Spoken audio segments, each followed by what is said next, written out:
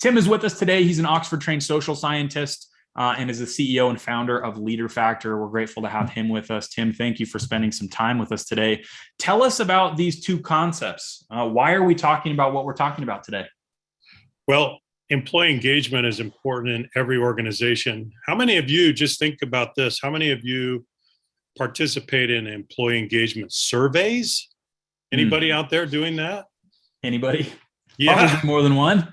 And you're probably running that, I don't know, once a year, once every 18 months, once every 2 years, sometimes even more often now, more as a polled survey. Mm-hmm. Well, employee engagement has been a very important part of organizations for the last few years. And what we're going to talk about today is the relationship between employee engagement and psychological safety. And we're asking a question. We're asking a simple question that has profound implications. And that question is, which one comes first in the causal chain, in the cause and effect relationship? Does it matter? It matters a great deal. And we're going to talk about why. So this is an interesting slide. Tim, you've been really talking about this the last few days, employee engagement as expression. Help us understand this a little bit. Right. So one of the fathers, if not the primary father of the concept and the research into employee engagement, is Professor William Kahn at Boston University. And my favorite definition of employee engagement comes from his pioneering work. So let me quote from his work. He says, he defines it as the simultaneous employment and expression of a person's preferred self. Now you got to think about these words. Preferred self in task behaviors that promote connections to work, to others, personal presence, physical, cognitive, and emotional, and active full role performances. And then he continues, the harnessing of organization members' selves to their work roles in engagement. People employ and express themselves physically, cognitively, and emotionally during role performances. Okay, now what did he just say? Well, let's boil this down. Let's compress this. Professor Kahn is saying that employee engagement is based on your ability to express yourself in role. So here is the key concept. Employee engagement is expression. It is your expression in your role. What kind of expression? It's your emotional expression, your intellectual expression, your physical expression, your social expression. In all of these categories, I want you to think about employee engagement as expression. When you start to view it that way and think of it that way, the light goes on. And now we really start to understand what employee engagement is all about. It's the way that you express yourself holistically with your organization. That's what it means. Okay. One of the interesting things about this to me, looking at it this way, is I think previously my perception, and perhaps many of the perceptions that exist out there regarding employee engagement, are more mechanical. They're more satisfaction oriented. And so when I think of expression is much more active to me. And so looking at it this way has been enlightening. So I really like this definition. And it's ironic because this is one of the earliest looks at employee engagement, right? And so sometimes over time, those original and really high quality perceptions or definitions become diluted or skewed over time. And that's something that we talked about a little bit with ADAPT, strategic agility, and some of the agile methodology of a previous webinar. Is over time, it's interesting that we sometimes deviate from that original, and sometimes for better and sometimes for worse. That's true, Junior. And let's go back in time and talk a little bit about what were we focusing on before employee engagement? We were focusing on employee satisfaction. But satisfaction is a very different variable than engagement. So let's go back to the 1920s when Elton Mayo conducted his experiments at Western Electric Company outside of Chicago. What we found is that employee satisfaction is a very different thing than employee engagement, because there were some employees who were content and not productive at the same time. Mm. So they expressed satisfaction in their jobs, but they were not productive. And so we call this happy dead weight. So there's happy dead weight. People that are content, but they're not productive. Isn't that interesting? Well, that's not that helpful, because we want people to be productive. We want people to contribute. Employee satisfaction is not measuring what we need to measure. So then we graduated from measuring employee satisfaction. We said, let's measure employee engagement. Okay. So that was the evolution. That was the progression. So now, Junior, let's go to the next slide and let's talk about employee engagement as expression. So we are building on William Kahn's definition, employee engagement as expression. It's a composite variable that includes an employee's expression of connection, commitment, and contribution. So the 3 C's. So it's the totality of your expression related to your connection to your colleagues, your coworkers, everybody else that you interact with, your commitment to the goals of the organization, what it stands for, and then the contribution that you're able to make. Those are all dimensions of your expression: connection, commitment, and contribution. So here's what we found. After we got done measuring employee satisfaction, we came to employee engagement. We found over and over again that employee engagement is directly correlated with productivity, quality, and retention. Employee satisfaction was not, but employee engagement is. And so we said, wow, this is important. This is a very important independent variable. Right, Junior? Yeah, and it's interesting to me, if we're looking at post-pandemic world and we're looking at virtual environment, the connection one's really interesting. And we're getting some comments about that in chat. Connection and engagement, as it relates to connection, looks different in the 21st century, specifically over the last 18 months, 2 years, than it has in the past. And so we need to approach it differently. And if we ignore this, it will be to our detriment, right? Well, and Junior, to that point, we can say that for many people, the pandemic has done violence to their connection. Yeah. They feel isolated. They feel, in many cases, they feel lonely. Yeah. They don't feel that sense of community and connectedness that we would want them to feel. So we have to reevaluate. The pandemic has really knocked us into a state of disequilibrium, and we're trying to figure out how to respond to that. And how do we go forward? Because can we assume that there's going to be a spontaneous return to order? Are we going back to the way things used to be before the pandemic?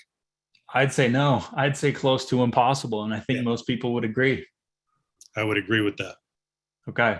So this next slide is an interesting slide, and perhaps many of you are familiar with it, and perhaps many of you aren't. So this is a very interesting piece of data. So Tim, tell us about this. Well, this is based on the newest batch of Gallup data, which is reported this year. This is just a couple of months old. So the snapshot says that 20% of employees globally are engaged. Now that's just 1 in 5. Yep. That's incredible. Yep. That's and it's incredible that it's 2021 data. Yeah, I think that's really interesting. So if we look at the previous slide, that engagement is these 3 things, an expression of connection, commitment, and contribution. What we're saying is that 20% of people feel those 3 things, that they feel connected, that they feel committed, and that they feel like they're contributing meaningfully. That to me is fascinating. When you really get down to brass tacks, look at what engagement is, and then recognize that only 20% of employees globally are engaged. And this is global data. Again, it's not just domestic to us. Yeah, that's really true. So I like what some of these comments, we now have the opportunity to reevaluate and reconsider work life. Yep. And that's exactly what we're doing. Yep. And so in most every organization, we are trying to figure out what the post-pandemic world looks like. But you know what? It's interesting. I was with an executive team yesterday, Junior, and the CEO said, and this is in a pharmaceutical company. He said, this pandemic is not going to go away. It's going to be a process that we deal with, that we wrestle with for a while. And we were in all-day meetings yesterday. Everybody was in masks, and there's been an uptick in the infection rate around here. And so this is not an event that goes away and then we progress to the next stage. This is going to be ongoing, and we're going to have some ebbs and flows, aren't we? We certainly are. We're going to go to our next slide, which I love. Environment enables expression. So this is a core concept today that we're going to be talking about, and it has a lot to do with engagement. It has a lot to do with psychological safety.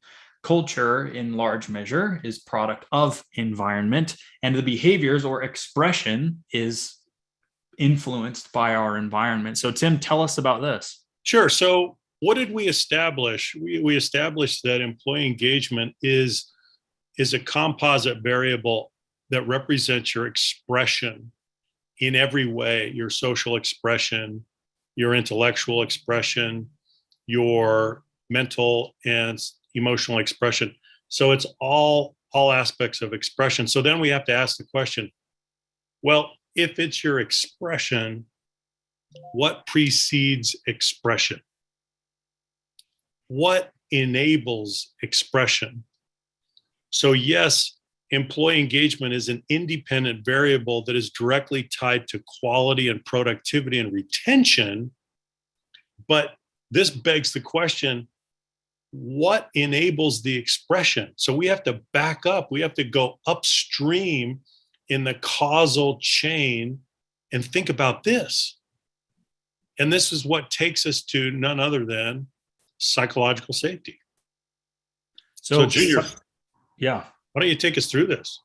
Absolutely. So remember the title of today's webinar and the topic that we are discussing today. We're talking about these two concepts, employee engagement and psychological safety, and which one comes first. So we first talked about employee engagement, what it is, the progression to today, how many people are engaged. Then we're looking at psychological safety. So let us take you through a similar path. We're going to define it, talk about what it is, why it's important, and then we'll talk about the sequence of the two. So psychological safety, our definition here at Leader Factor is that it's an environment of rewarded vulnerability. And past that, we've identified 4 stages through which people progress on the journey to high psychological safety. And the first one is inclusion. The second is learning. The 3 is contribution. And the 4 is challenging. And so an environment of rewarded vulnerability that allows an employee to feel included, safe to learn, safe to contribute, and safe to challenge the status quo. Now, for many of you, this may be old news, this definition, because you've been with us for a long time and had exposure to the content. For others of you, this might be brand new. And so I want to point out a couple really important things about this model or this definition. And the first is vulnerability. And we're going to talk a little bit about that. But what is the word that precedes it? Rewarded. That is very, very important. And there's a reason that we didn't go with something like tolerated. We used rewarded very much on purpose. So rewarded vulnerability that allows employees to feel these 4 things, all without fear of negative consequences. And those negative consequences are all over the map. It could be fear of retribution. It could be fear of being marginalized or humiliated or publicly shamed or whatever the case might be. And so this is our definition of psychological safety, and hopefully it resonates with you. Now, let me point something out, Junior, and this may not be immediately obvious to all of our viewers today, but when we say rewarded vulnerability that allows you to do these 4 things, I want you to think about these 4 categories. Being included, that is a vulnerable activity. To bring your whole self to work is a vulnerable activity. Go to number 2. Learning is a vulnerable activity. Contributing is a vulnerable activity. And finally, challenging the status quo for sure is a vulnerable activity. What we're saying is you can't be yourself. You can't perform at capacity. You can't learn at capacity. You can't contribute at capacity unless those vulnerable activities are rewarded. If they're punished, then you don't have the environment that enables your expression. So I want you to think about psychological safety as the environment that enables employee engagement as the expression. So we have to go back to those three words: environment enables expression.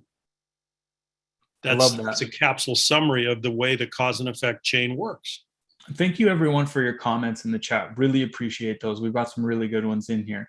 If you like that definition and you want to learn more about the 4 stages, go grab the book. So moderators out there, go ahead and throw a link to the book in the chat just so people have an opportunity to do that if they haven't yet. So Junior, there was just an amazing comment that, let's see, who was it? Sandra, that said, I just left my organization because these 3 things were not in place. Yeah. Or 4 things. Isn't that interesting? Right? Yeah. And I'm sure that a lot of people share that same sentiment. I think that this is why we get a lot of the turnover and exit that we get, is because people aren't feeling those 4 things. And what's happening, let's describe the mechanism. Okay, we're going to talk about vulnerability. What is it? Exposure to the risk of harm or loss. And that harm or loss can fall into a plethora of categories. It could be social risk. It could be political risk. It could be monetary risk. It could be any number of things. And so I would venture to guess, if there are those of you out there who have left organizations because you didn't feel that environment that you were looking for, those types of things were probably punished. You probably had some vulnerabilities that were punished by other people. And this is true of all of us. This happens to all of us very frequently. And in the research that we've done, it's I don't know if it's surprising, it's certainly sad in some sense, that people's vulnerability is punished often. Yeah. And it's amazing, Junior. There's another several comments in the chat about, I left my organization because of the toxic environment. Yeah. Okay, so toxic environment, you put an adjective in front of environment. When it's toxic, that does not enable your expression. That's exactly what we're talking about.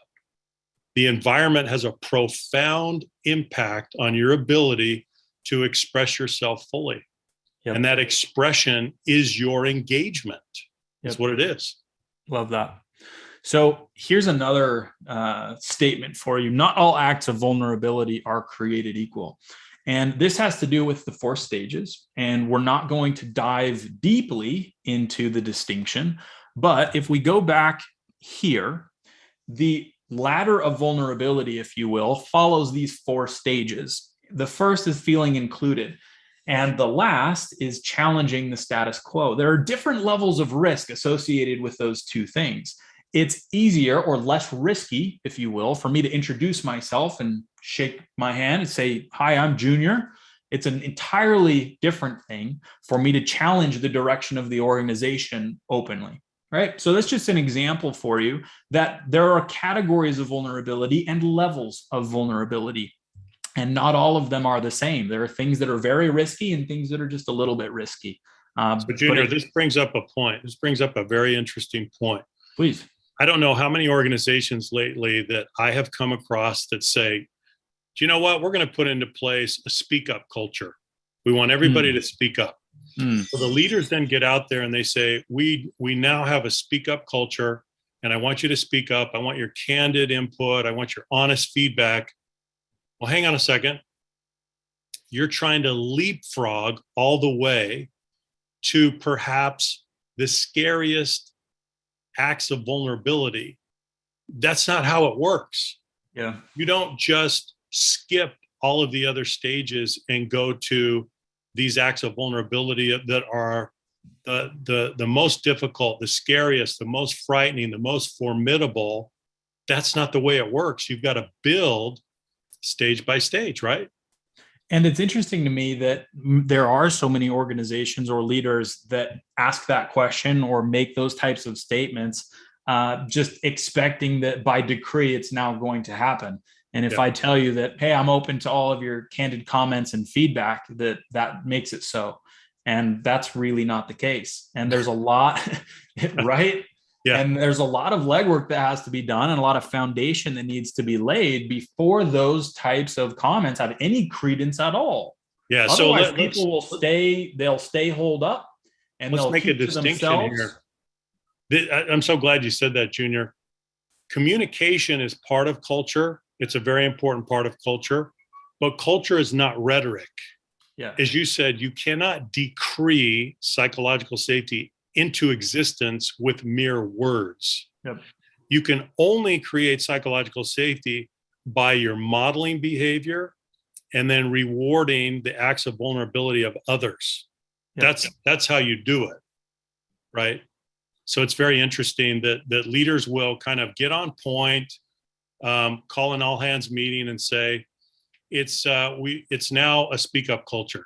No, it's not. No, it's not. It is not a speak up culture until you feel that you will be rewarded in that vulnerable activity. That's when it becomes a speak up culture. Yeah. And I want to acknowledge too that sometimes we'll poke fun and say, I can't believe that all these leaders do this. It's difficult. It's difficult to make sure that all of the foundation is laid and that all of the activities have been done so that the environment really is a place where people can speak up and be rewarded for it. And so you have to be intentional about it. And that's the last piece that I want to leave us with on this slide is that if you're not intentional, this isn't something that just happens because.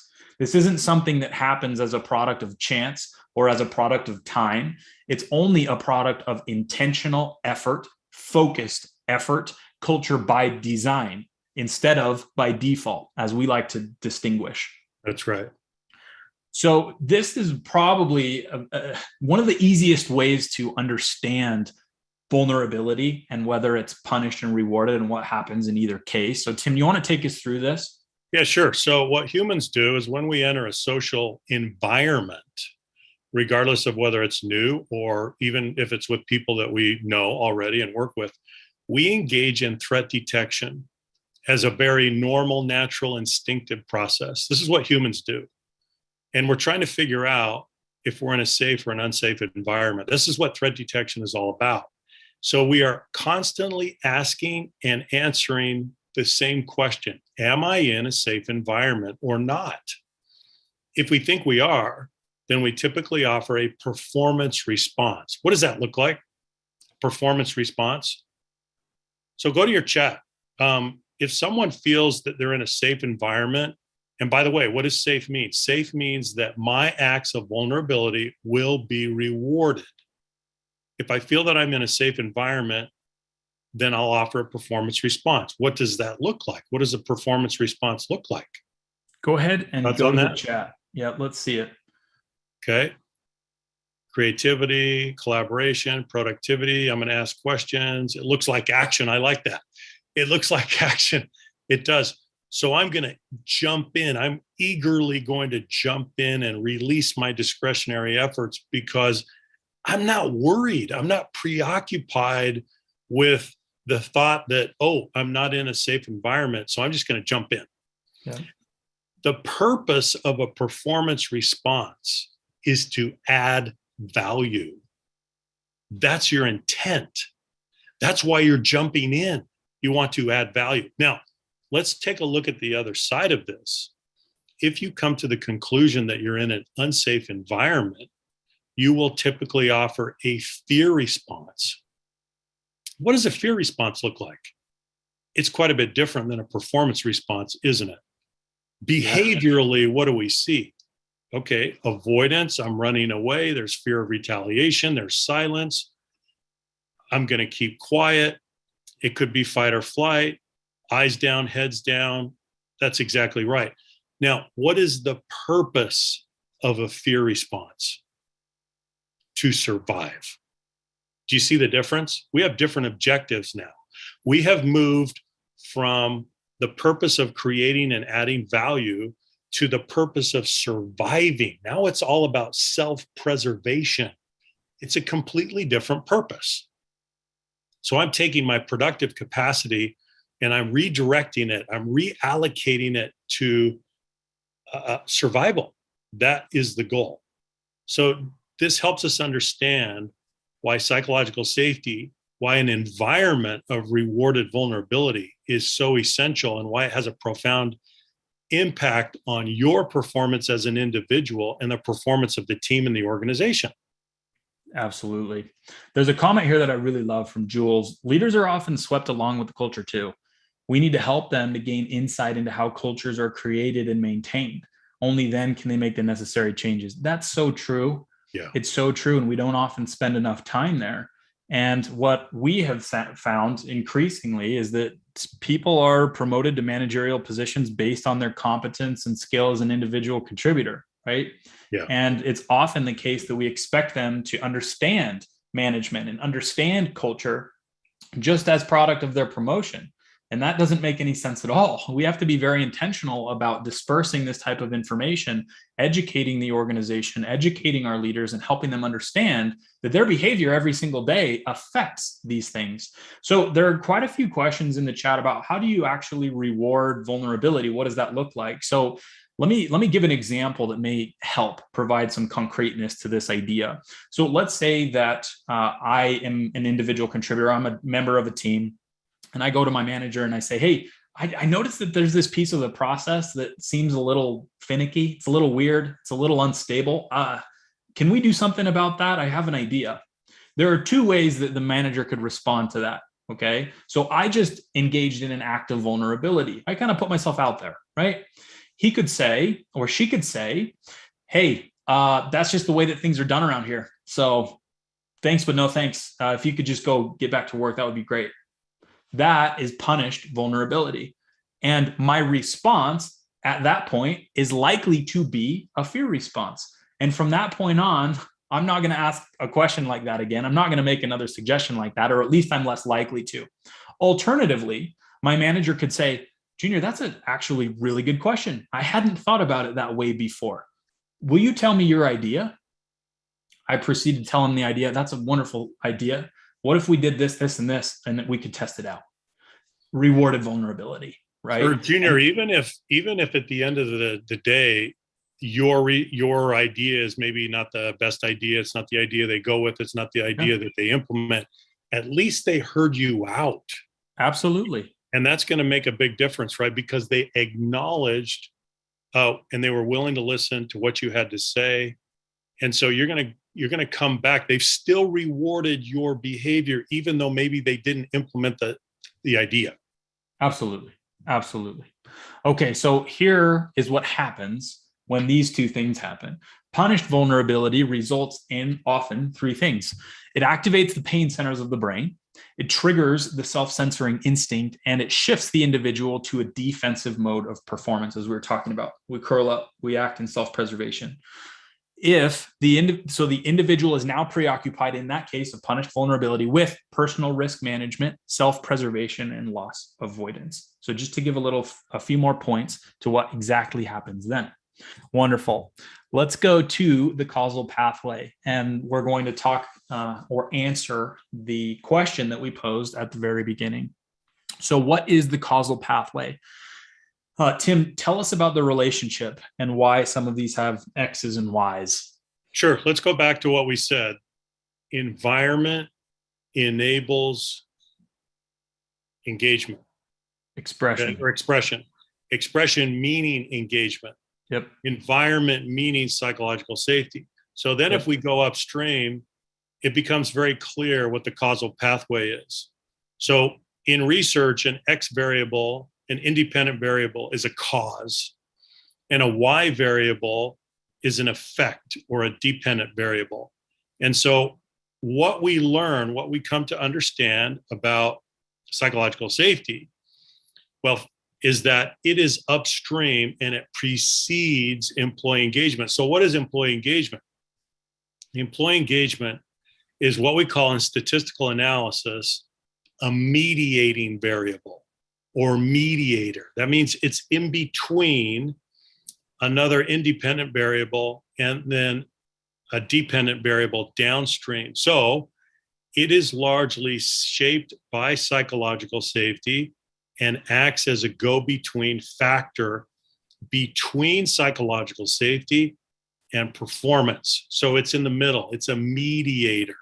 Now, are there other things at work? Yeah, there are other things at work, but this is what we call a dominant pattern. It's a pattern that we cannot afford to ignore. It's that important. Now, everyone's going to feel it a little bit differently, right? We're all individuals.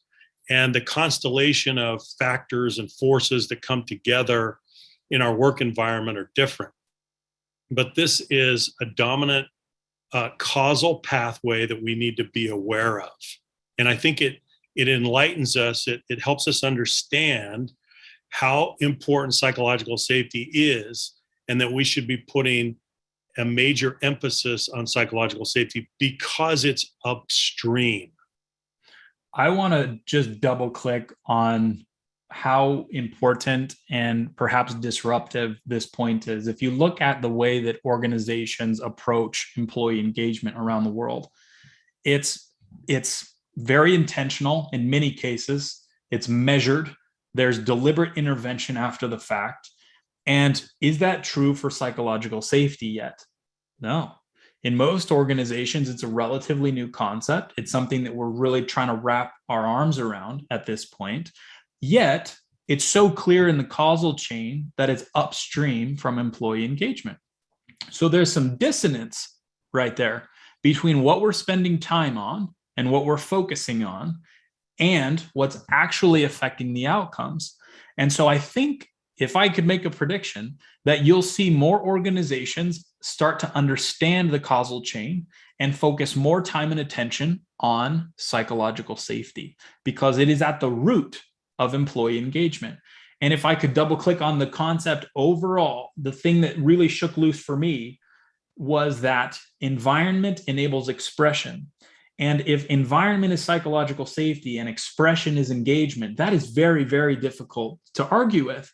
And I haven't been able to flip this around successfully and say that psychological safety is a product of engagement, right? If you can do that, then you disprove this whole thing. But I think that it's an impossible task. It seems very clear to me. It's really, really interesting.